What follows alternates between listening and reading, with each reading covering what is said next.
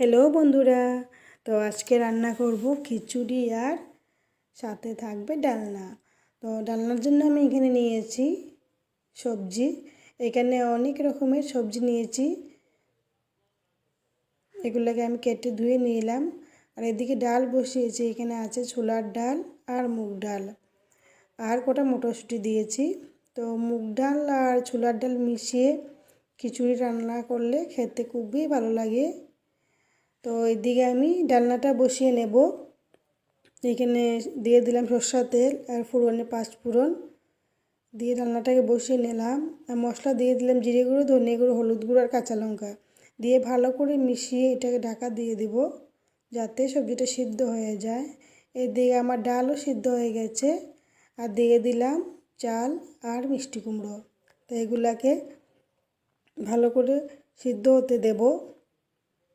এখন এড করব মশলা। এখানে দিয়েছি আমি জিরে গুঁড়ো, ধনে গুঁড়ো আর হলুদ গুঁড়ো। তো এগুলো আমার মোটামুটি সিদ্ধ হয়ে গেছে চাল ডাল। এখন দিয়ে দিব ফোড়ন। এখানে ফোড়নের জন্য নিয়েছি আমি তেজপাতা, শুকনো লঙ্কা আর দিব আদা কুচি আর 5 ফোড়ন দিয়ে এগুলাকে আমি ভালো করে ভাজবো, লাল করে ভেজে নেব। এইভাবে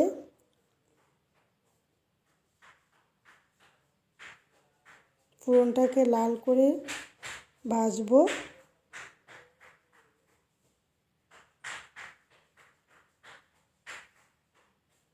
এইভাবে ভেজে নিলাম। তো কিছুটা সম্বাস দিয়ে দিলাম। তো এটাকে আমি আরও 5 মিনিট রান্না করব। করে দিয়ে দিব স্বাদ অনুযায়ী চিনি আর দেব ঘি দিয়ে নামিয়ে নেব। তো দেখো তৈরি হয়ে গেল খিচুড়ি।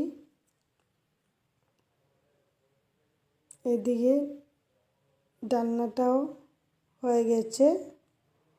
তো খিচুড়িটাকে আমি এখন নামিয়ে নেব। তো আমার খিচুড়ি রান্না কেমন হয়েছে কমেন্টে জানাবে।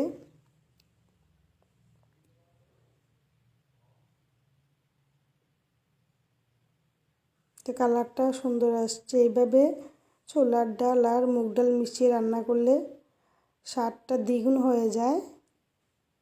তো আমার ডালনাটাও হয়ে গেছে মোটামুটি। তো আমার রান্নাটা কেমন হয়েছে কমেন্টে অবশ্যই জানাবে। আর সবাইকে জানাই শুভরাত্রি, টাটা।